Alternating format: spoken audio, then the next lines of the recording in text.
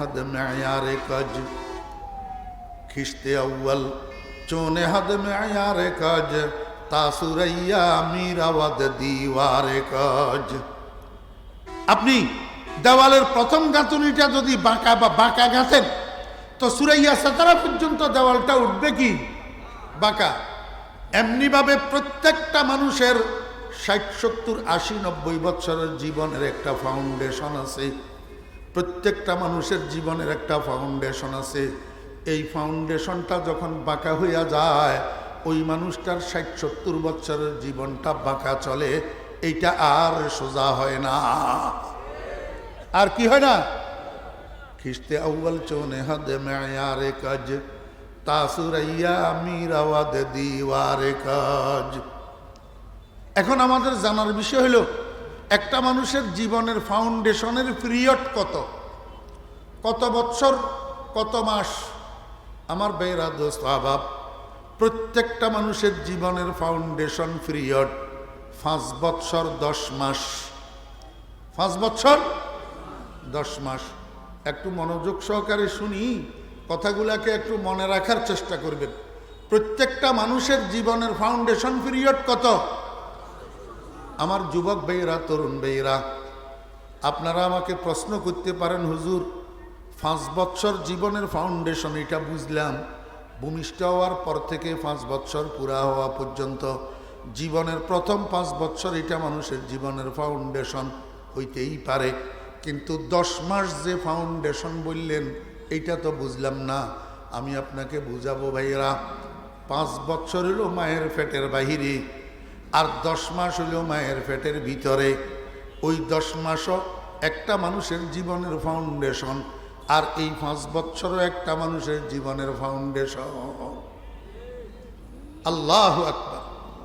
আমার ভাইয়েরা, দোস্ত আহবাব, একজন মা সন্তান গর্ভে ধারণ করে যেই কাজ বেশি করে, যেই কথা বেশি বলে, যেই জিনিস বেশি শুনে, যেই জিনিস বেশি দেখে, যেই জিনিস বেশি খায়, এই বেশি করা, বেশি বলা, বেশি শোনা, বেশি দেখা, বেশি খাওয়া, এটার একটা এফেক্ট, একটা প্রভাব গর্ভের সন্তানের উপর পড়ে।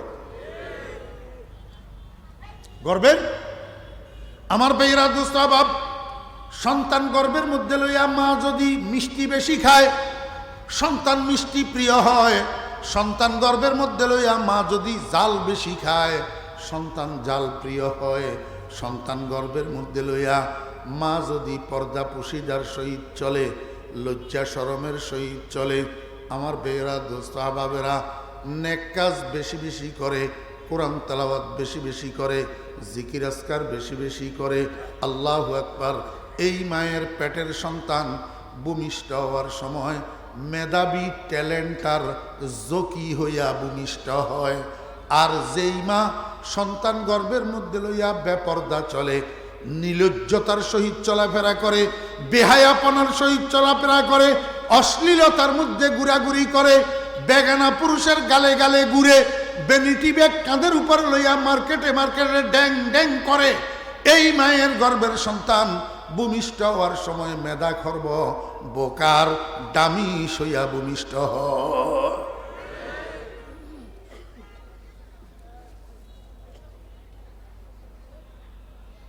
আব্দুল কাদের জিলানী রহমতুল্লাহ আলাইহির নাম শুনছেন আপনারা?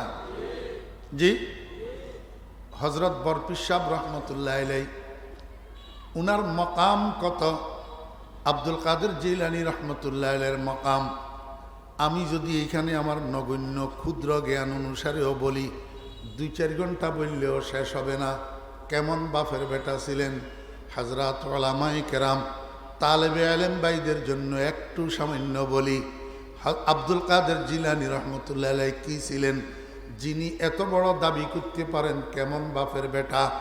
মুরিদি লা তাখাফ আল্লাহু রাব্বি আতানি রিফআতান নিলতুল মালি দারাস্তুল ইলমা হাত্তা সিরতু কুতবান ওয়া নিলতু সা'দা মিন মাওলাল মাওয়ালি ওয়া কুল্লু ওয়ালিয়িন আলা কদমি ওয়া ইন্নী আলা কদমিন নবিয়্যি বদরিল কামালি।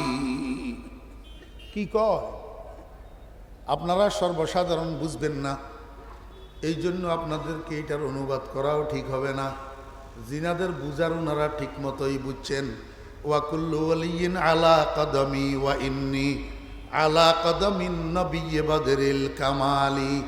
এই দাবি আব্দুল কাদের জিলানী রহমতুল্লাহ আলাইহির জবান ছাড়া আর কারো জবানে মানায় না। কেমন বাপের বেটা ছিলেন আব্দুল কাদের জিলানী রহমতুল্লাহ আলাইহির বয়স যখন 5 বছর পূর্ণ হয়েছে, উনার আম্মা উনাকে একটা হেফজখানায় নিয়ে গেছেন, হাফেজিয়া মাদ্রাসায়। আমার বেহরা দোস্ত আবাব, হেফজখানায় যাইয়া হাফেজ সাহেব হুজুরকে বলেন, হুজুর এই ছেলেটা আমার, নাম আব্দুল কাদের, 5 বছর বয়স পুরা হয়েছে, এখনও আমি তাকে কোনো মাদ্রাসায় ভর্তি করাই নাই, কোনো ওস্তাদের সামনে বসাই নাই, কোনো লেখাপড়া করাই নাই। জীবনের শুরুতে সর্বপ্রথম আমার কলিজার টুকরাটাকে আপনার কাছে নিয়ে এসেছি, কারণ আমার দিলের কামনা, আমার অন্তরের আরজু, আমার ছেলেটা পরবর্তীতে যা হবে হবে, জীবনের শুরুতে একবার কোরআনে কারীমের হাফেজ হবে। কোরআনে কারীমের মুসলমান ভাইয়েরা, সন্তান তো আমাদেরকেও দিয়েছেন আল্লাহ পাক। সন্তান আল্লাহর দেওয়া নেয়ামত, আমরা কেউ দরখাস্ত করি নাই। আল্লাহ পাক দয়া করে মেহেরবানি করে আমাদেরকে সন্তানের বাবা বানাইছেন, সন্তানের মা বানাইছেন। ওই ঢাকা শহরে যাইয়া দেখেন, সিলেট শহরে যাইয়া দেখেন, কত শিল্পপতি আর কোটিপতি, ইন্ডাস্ট্রি কারখানার মালিক, হাজার হাজার কোটির কাজগুলা কারা করে? কয় না যুবকেরা, যুবকেরা করে। কারণ বাল্যকাল অপ্রাপ্ত বয়স। বাল্যকাল কি? অপ্রাপ্ত বয়স। এদের প্রাপ্তি এখনো পুরা হয় নাই, এই জন্যই তো এদের উপরে শরীয়তের হুকুম নাফেজ হয় না। একটা বালকের উপরে, অপ্রাপ্ত বয়স্ক বালকের উপরে নামাজ ফরজ হয়, রোজা ফরজ হয়। কেন? এটা অপ্রাপ্ত বয়স। আর বৃদ্ধকাল, বুড়াকাল, এটা হলো প্রাপ্তি হারানোর বয়স। এক সময় পাইছিল, কিন্তু এখন হারাইয়া ফেলছে। আগের চোখের জ্যোতি আর নাই, আগের স্মরণ শক্তি আর নাই, আগের হাঁটুর শক্তি আর নাই। পাইছিল, কিন্তু এখন হারাইয়া ফেলছে। এই কারণে একজন বুড়া মানুষ যখন যা ইচ্ছা করতে পারে না, একটা বালক যখন যা ইচ্ছা করতে পারে না, কিন্তু একটা যুবক পারে যখন যা ইচ্ছা তা করতে। কারণ তার যৌবনটা এখন ষোলকলায় পরিপূর্ণ, তার শরীরের সমস্ত অঙ্গ প্রত্যঙ্গগুলার অ্যাক্টিভিটি, কার্যকারিতা ষোলকলায় পরিপূর্ণ। আর এই সুবাদে তারা আকাম কুকাম করিয়া বেড়ায়, সমাজে অশান্তির সৃষ্টি হয় এমন কাজগুলা করিয়া বেড়ায়। মনে কষ্ট নেওয়ার কোনো কারণ নাই, কারণ দুনিয়া শুদ্ধ সবাইকে এক পাল্লায় ওজন করা যাবে না। সমাজে যদি 100 জন যুবক বাস করে, এই 100 জন যুবক সমাজে অশান্তির কাজগুলা করে না। জি,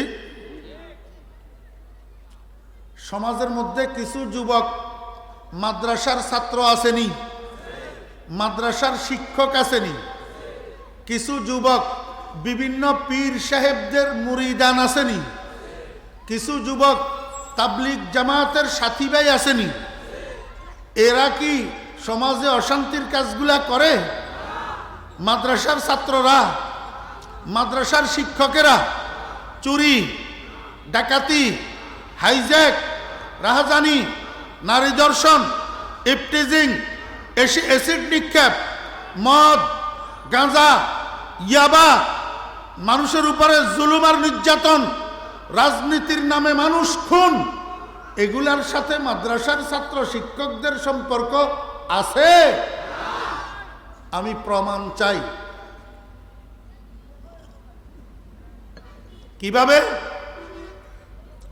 বাংলাদেশের জেলা কয়টা? 64টা। 64টা জেলা হেডকোয়ার্টারে 64টা কোর্ট আসেনি? কোর্ট আসেনি ভাই? প্রত্যেকটা কোর্টে প্রতিনিয়ত ক্রাইমের মামলা, অপরাধের মামলা দায়ের হয় কিনা?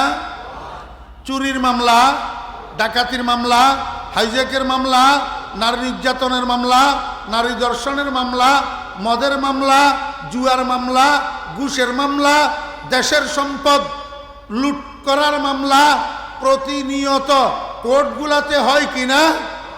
হয়। যেই মামলাগুলা হয়, এই মামলাগুলার প্রত্যেকটা মামলার এগেনিস্টে এক বা একাধিক ক্রিমিনাল বিবাদী আসামি আছে না নাই? জি, ইনসাফের কথা বলতে হবে। বাপের বেটা হইলে, আব্দুর রহমান আব্দুল করিমের ঔরসে জন্ম হইলে, আমেনা বেগমের, ফাতেমা বেগমের দুধ পান করি বড় হইলে, কোনো হরেশচন্দ্রের সন্তানের জন্য আমার অভিযোগ নাই, কোন সীতারানীর দুধ পান করা সন্তানের জন্য আমার অভিযোগ নাই। আমার অভিযোগ আব্দুর রহমান আব্দুল করিমের সন্তানের জন্য, আমেনা বেগম, ফাতেমা বেগমের সন্তানের জন্য। বুকে হাত দিয়া বলতে হবে ইনসাফের সাথে। বাংলাদেশের 64 জেলায় 64টা কোর্ট, প্রত্যেকটা কোর্টে প্রতিনিয়ত ক্রাইমের মামলা দায়ের হইতে আছে এবং এই মামলাগুলার এক বা একাধিক আসামি আছে। আমি আপনাদেরকে বলবো, কোনো বাপের বেটা আছেন 2022 সালের শেষ মাস ডিসেম্বর মাস 31 দিনে অতিবাহিত হয়েছে। 2022 সালের ডিসেম্বর মাসের 31 দিনকে জরিপ করা হোক। বাংলাদেশের 64 জেলার 64টা কোর্টে 2022 সালের ডিসেম্বর মাসের 31 দিনে এক মাস যত মামলা দায়ের হয়েছে, এই মামলাগুলার যারা আসামি আছে, বিবাদী আছে, ক্রিমিনাল আছে, এর মধ্যে মাদ্রাসার ছাত্র শিক্ষক শতকরা কত পার্সেন্ট পাওয়া যায়?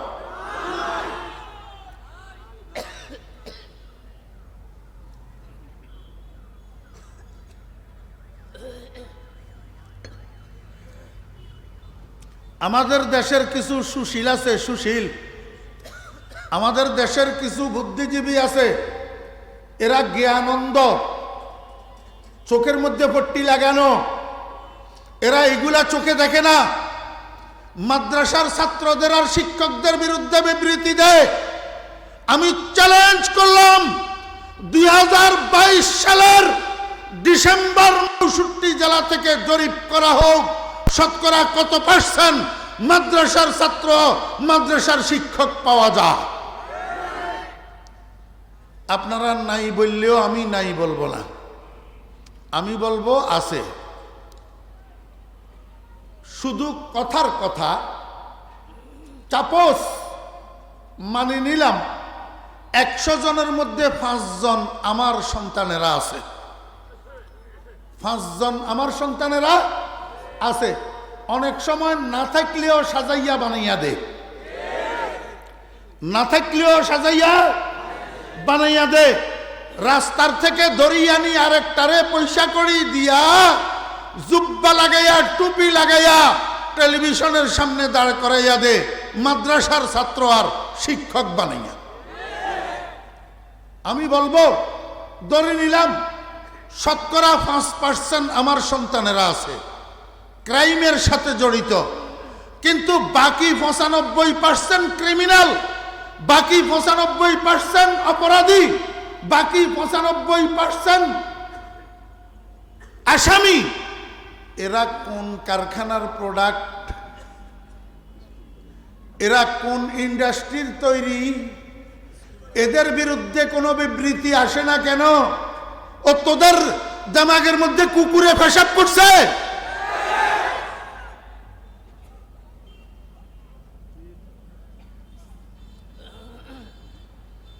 এই জন্য আমি বলি, সমাজে 100 জন যুবক যদি বসবাস করে, ওই 100 জন যুবক সমাজে অশান্তি সৃষ্টি হয় এমন কাজগুলা করে না। সমাজে কিছু আল্লাহওয়ালা, কিছু দিনদার পরেজগার যুবকও থাকে, এরা কিন্তু এই অশান্তির কাজগুলা করে না। আমার ভাইরা, দোস্ত আহবাব, অশান্তির কাজগুলা যে সমাজে করে, এমন যুবকের সংখ্যা অত্যন্ত নগণ্য।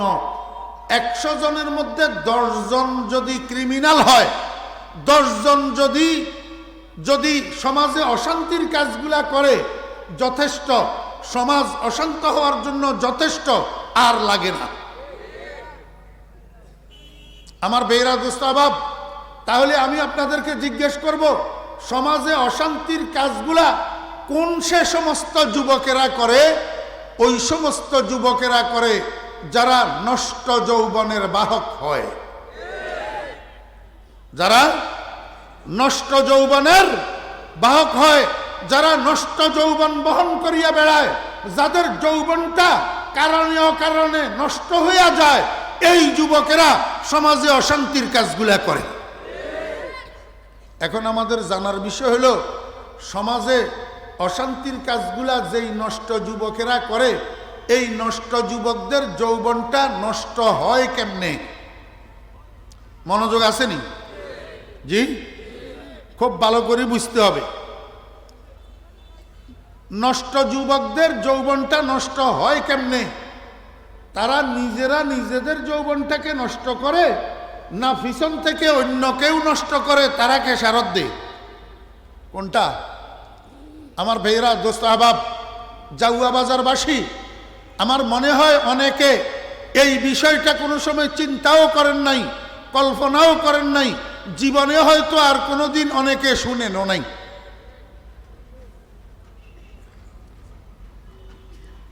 নষ্ট যুবকদের যৌবনটা নষ্ট হয় কেমনে? কারা নষ্ট করে? আমার ভাইয়েরা, দোস্ত আহবাব, প্রত্যেকটা মানুষের জীবনের একটা ফাউন্ডেশন আছে। ফাউন্ডেশন। আপনাদের দেশে মিস্ত্রিরা বিল্ডিং বানায়নি, বিল্ডিং এর প্রথমে ফাউন্ডেশন তোলে না, প্রথমে বেইজ ডালাই দেয়, বেইজের উপর এবার শর্ট ফিলার উঠায়, শর্ট ফিলারের উপরে গ্রেড বিম তৈরি করে। এই গ্রেড বিম পর্যন্ত এটা হলো ভবনের ফাউন্ডেশন। এরপরে গ্রেড বিমের উপরে যখন দেওয়াল উঠার সিদ্ধান্ত নেয়, তখন পুরা গ্রেড বিমের উপর ইট দিয়া একটা গাঁথুনি গাঁথে। প্রথমে একটা গাঁথুনি গাঁথে। এই গাঁথুনিটা হইল উপরের দিকের গোটা দেওয়ালটার ফাউন্ডেশন। এই জন্য প্রথম গাঁথুনিটা গাঁথার সময় রাজমিস্ত্রিরা এটাকে গুরুত্ব সহকারে একটু সাবধানতার সহিত এমনি দোনোদিকে সুতা বাঁধি প্রত্যেকটা ইটাকে সুতার সাথে লাগাইয়া লাগাইয়া সুতে সুতে সোজা কইরা গাঁথার চেষ্টা করে। কারণ তারা বুঝে এই প্রথম গাঁথুনির একটা ইট যদি আধা ইঞ্চি বাঁকা বসে, তো 15 ফুট পর্যন্ত দেওয়ালটা বাঁকা উঠবে। ঠিক না বা ঠিক? খ্রিস্টে আউয়াল 64 টাকা ব্যাংকে জমা পড়ে আছে, কিন্তু আব্বা ডাকার জন্য একটা সন্তান না। একটা সন্তান আপনাকে আমাকে যে আল্লাহ পাক আব্বা ডাকার মতো সন্তান দিল, আল্লাহ পাকের দয়া আর এহসান। এই দয়া এহসানের কি বদলা দিলেন? আমার বেয়েরা দোস্ত আহবাব, আমিও মুসলমান, আমার সন্তানও মুসলমান, আমিও দাবি করি নবীজির উম্মত, কিন্তু মুসলমান হওয়া সত্ত্বে, নবীর উম্মত হওয়া সত্ত্বে আমার অন্তরের মধ্যে কামনাটা আসলো না। আরে সবগুলা বাদ দিলাম, অন্তত 2টা 4টা 5টা 7টা ছেলে যে আল্লাহ পাক আমাকে দিয়েছেন, তোর মধ্য থেকে একটা সন্তানকে জীবনের শুরুতে হাফেজে কোরআন বানাবো, এই আরজু আমার অন্তরে কেন আসলো না? কেন আসলো না? আমার বেইরা দোস্ত আহবাব, একটা সন্তানকে হাফেজে কোরআন বানাইতে পারলাম না, হক্কানি রব্বানি আলেম বানাইতে পারলাম না। এখন তো আরো দুশ্মনেরা পায় তারা করতেছে, পরিকল্পনা গ্রহণ করতেছে, প্ল্যান বাস্তবায়ন করার প্ল্যান করতেছে। মুসলমানের সন্তানদেরকে ওই শৈশবকালে 7-8 বৎসর, 10 বৎসর, 9 বৎসর বয়সে কিভাবে তাদের দেমাগের মধ্যে অনইসলামিক চিন্তাধারা ঢুকাইয়া দেওয়া যায়, ভিন্নধর্মী চিন্তাধারা ঢুকাইয়া দেওয়া যায়, সেই জন্য সমূহ পরিকল্পনা বাস্তবায়নের জন্য প্ল্যান গ্রহণ করছে ইসলামের দুশ্মনেরা, ইসলাম বিদ্বেষীরা, ওই নাস্তিকের বাচ্চারা।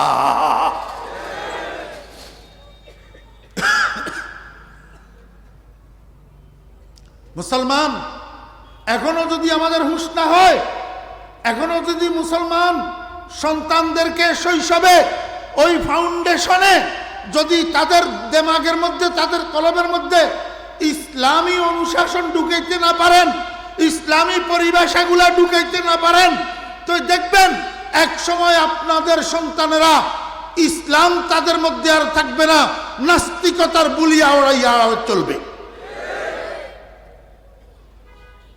আব্দুল কাদের জিলানী রহমতুল্লাহ আলাইহির মায় কয়, হাবেশ শাহ হুজুর, আমার ছেলেটাকে আপনার সুপর্দ করলাম, আপনি আমাকে একটা হাফেজে কোরআন উপহার দিবেন। এই কথা বলে আব্দুল কাদের জিলানী রহমতুল্লাহ আলাইহির আম্মাজান বাড়ির দিকে চলে গেছেন। হাবেশ শাহ হুজুর বলেন, বাবা আব্দুল কাদের, আমার সামনে বসো, আমার মুখে মুখে বলো, আউযু বিল্লাহি মিনাশ শাইতানির রাজিম, বিসমিল্লাহির রহমানির রহিম, আলহামদুলিল্লাহি রাব্বিল আলামিন, আর রহমানির রহিম, মালিকি ইয়াউমিদ্দিন। হাবেশ শাহ হুজুর আব্দুল কাদেরকে সূরা ফাতিহার শুরু থেকে শেষ পর্যন্ত মুখে মুখে পড়াইলেন। এরপরে আরো 5-7 বার 10 বার আব্দুল কাদেরকে মুখে মুখে সূরা ফাতিহা মাশকে করাইলেন। সূরা ফাতিহা মাশকে করানোর পর এইবার বলে, বাবা আব্দুল কাদের, দেখি পারো কিনা আমার এই মাশকে করাইলাম যে সূরাটা, সূরা ফাতিহাটা আমাকে একটু মুখস্থ শোনাও। ওস্তাদজির আদেশ পাইয়া আব্দুল কাদের শুরু করছে, আউযু বিল্লাহি মিনাশ শাইতানির রাজিম, বিসমিল্লাহির রহমানির রহিম, আলহামদুলিল্লাহি রাব্বিল আলামিন, আর রহমানির রহিম, মালিকি ইয়াউমিদ্দিন। সূরা ফাতিহা শুরু থেকে শেষ পর্যন্ত আব্দুল কাদের মুখস্থ শোনাইল। সূরা ফাতিহা মুখস্থ শোনানো শেষ হইছে, কিন্তু আব্দুল কাদের তেলাওয়াত শেষ হয় নাই। আব্দুল কাদের এবার সামনের দিকে চলে, বিসমিল্লাহির রহমানির রহিম, আলিফ লাম মিম, যালিকাল কিতাব লা রাইবা ফীহি হুদাল লিল মুত্তাকিন। আব্দুল কাদের সূরা বাকারার শুরু থেকে তেলাওয়াত শুরু করছে, আর শুরু করছে তো করছে, থামে না। আলা ইখতিলাফিল আকওয়াল, এক বর্ণনা অনুযায়ী 11 পারা, আরেক বর্ণনা অনুযায়ী 18 পারা। আমার ভাইয়েরা একেবারে 18 পারাতে যাইয়া তারপরে থামছে। এদিকে হাবেশ শাহ হুজুর ভিতরে ভিতরে অবাক, ব্যাপারটা কি? মাই কইল কোনো মাদ্রাসায় পড়ে নাই, কোনো শিক্ষকের সামনে বসে নাই, এখন ছেলে দেখি আমি পড়াইলাম সূরা ফাতিহা আর আমাকে শুনাইয়া দিল 18 পারা। কারণটা কি? এই কে আসো, আব্দুল কাদেরের মাকে একটু সংবাদ দাও তো। আব্দুল কাদের জিলানী রহমতুল্লাহ আলাইহির আম্মা জানাইছেন, হাফেজ শাহ হুজুর কয়, বোন আপনি আমার সাথে মিথ্যা কথা বললেন কেন? কয় হুজুর কি মিথ্যা কথা বলছি? কয় আপনি না বললেন আপনার আব্দুল কাদের কোনো মাদ্রাসায় ভর্তি হয় নাই, কোনো ওস্তাদের সামনে বসে নাই। এখন আমি আব্দুল কাদেরকে শুধু সূরা ফাতিহাটা মাশকে করাইয়া শুনাইতে বললাম, আর সে আমাকে 18 পারা কোরআন শরীফ মুখস্থ শুনাইয়া দিল। তাহলে বলুন আব্দুল কাদের 18 পারার হাফেজ কেমনে হইল? আব্দুল কাদের জিলানী রহমতুল্লাহ আলাইহির মা বলেন, হুজুর কেমনে হইল? আমার জানা আছে একটা কারণ। কয় বলুন না তাহলে কারণটা কি? আব্দুল কাদের জিলানী রহমতুল্লাহ আলাইহির মা কয়, হুজুর আমি মহিলাটা একটু কোরআন তেলাওয়াত বেশি করি, কাজের ফাঁকে ফাঁকে অবসর পাইলেই আমি কোরআন শরীফ খুলিয়া বসি। কোরআন শরীফ তেলাওয়াত আমার গেজার মতো। আমি যেদিন কোরআন শরীফ তেলাওয়াত পরিপূর্ণ করতে পারি না, আমার খানা হজম হয় না। যেদিন কোরআন শরীফ তেলাওয়াত পরিপূর্ণ করতে পারি না, আমার রাত্রে 2 চোখে ঘুম আসে না।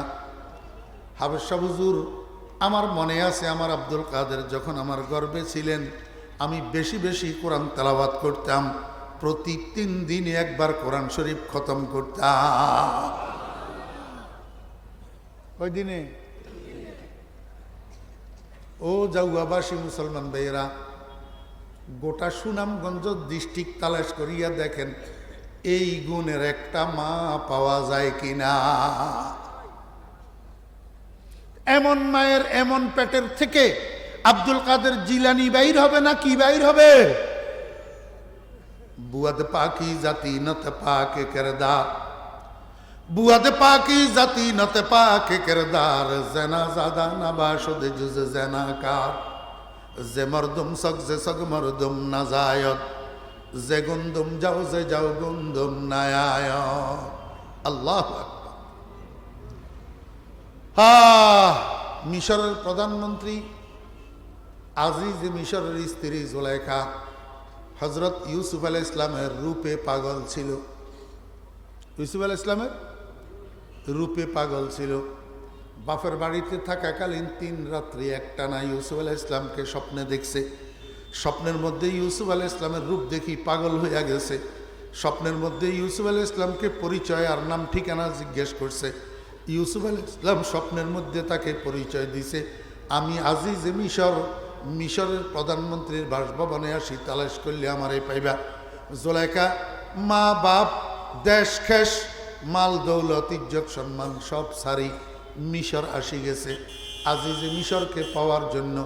এখানে আসি দেখে মিশরের প্রধানমন্ত্রী তো বাসভবনে ঠিক মতো আছে, কিন্তু এই চেহারা স্বপ্নে দেখা বন্ধুর চেহারা না,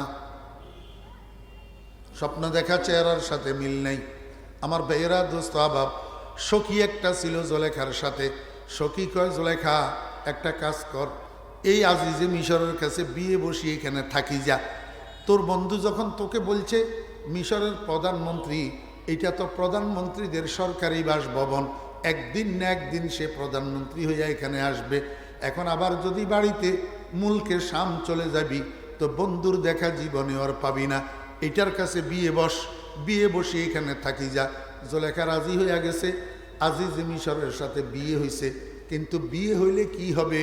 আল্লাহ পাকের ইচ্ছা তো ভিন্ন রকম। আল্লাহ পাক জুলেখাকে অন্য কারো দ্বারা ব্যবহার করাবে না, এটা ইউসুফ আলাইহিস ইসলামের আমানত। এমনি আজিজ মিশরের সাথে বিয়েটা হইছে, আর আল্লাহ কয় কোন হয়ে যাও। আজিজ মিশর এক কোনের সাথে মৃত্যু পর্যন্তর জন্য পুরুষত্ব শূন্য নামরদ হইয়া গেছে। কি হইয়া গেছে? বরাহে যাহে গরচে তে যতকবুদ, বরাহে যাহে গরচে তে যতকবুদ, বওয়াক্তে কামরানি সুসেতে রগবুদ। আর জামি রহমতুল্লাহ আলাইহি বলেন, পরবর্তীতে বিয়ের পরে ইউসুফ আলাইহিস ইসলাম আর জুলেখার স্বামী স্ত্রী একদিন বসে বসে মস্কারি করতেছে। জুলেখা ইউসুফ আলাইহিস ইসলাম কয়, জুলেখা এত সটাং সটাং কথা বলো কেন? তুমি তো সেকেন্ড হ্যান্ড মহিলা। জুলেখায় খবরদার, আল্লাহর নবী মুখ সামলাইয়া কথা বলবেন। আমার বিয়ে হইতে পারে, স্বামী থাকতে পারে, কিন্তু আমি সেকেন্ড হ্যান্ড হই নাই। কারণ আমার স্বামী দনে দৌলতে প্রভাব প্রবৃত্তিতে সব দিকে অগ্রগামী ছিলেন, কিন্তু নারী পুরুষের কামনা পূরণের ক্ষেত্রে আমার স্বামী অকৃতকার্য ছিলেন। বরাহে যাহে গরচেতে যতকবুদ, বওয়াক্তে কামরানি সুসেতে রগবুদ। আমার বেয়েরা দোস্ত আবাবেরা, এই পুরুষত্ব শূন্য স্বামী এটা লইয়া জুলেখা জীবনটা কাটাইয়া দিছে শুধু স্বপ্ন দেখা বন্ধুকে পাওয়ার আশায়। জুলেখার রূপ যৌবন 2 পয়সার কাজেও লাগে নাই। শেষ পর্যন্ত খবর পাইয়া ইউসুফ আলাইহিস ইসলামকে গোলাম হিসাবে মিশরের বাজার থেকে খরিদ করছে। এক পাল্লা ইউসুফকে দিয়া আরেক পাল্লায় হীরা জওহরার মণিমুক্তা দিয়া, সমান সমান ওজনের হীরা জওহরার মণিমুক্তা ডবল দিয়া ইউসুফ আলাইহিস ইসলামকে মিশরের বাজার থেকে খরিদ করছেন। এই সমূহ বর্ণনা হযরত মাওলানা আব্দুর রহমান জামি রহমতুল্লাহ আলাইহি। আমার বেয়েরা, এত চড়া মূল্য দিয়া স্বামীর দনের ভান্ডার খালি করিয়া ইউসুফ আলাইহিস ইসলামকে খরিদ করিয়া আনছে সত্য, কিন্তু একবারের জন্য ইউসুফ আলাইহিস ইসলাম জুলেখার চেহারার দিকে চক্ষু উঠাইয়া তাকায় না। চক্ষু উঠাইয়া জুলেখা মনে মনে ক্ষুব্ধ, বন্ধু এত কিছুর পরে তুমি আমার চেহারার দিকে তাকাও না। ঠিক আছে, আমিও ফন্দি করতেছি, কিভাবে তুমি আমার চেহারার দিকে না তাকাইয়া পারো আমি দেখব। জুলেখা কি ফন্দি করে? হাপ্তমখানা একটা বানাইছে। হাপ্তমখানা কি খানা? হাপ্তমখানা মানে একটা কামরা। একটা রুম, যেই কামরার চতুর্দিকে গোল 7টা দেওয়াল। কয়টা দেওয়াল? 7টা দেওয়াল। আমার ভাইয়েরা দোস্ত আবাব, রাউন্ড 7টা দেওয়ালের মাঝখানের একটা কামরা, 7টা দেওয়ালের মধ্যে এমনি একদিক থেকে সোজা 7টা লোহার দরজা। এটার নাম হলো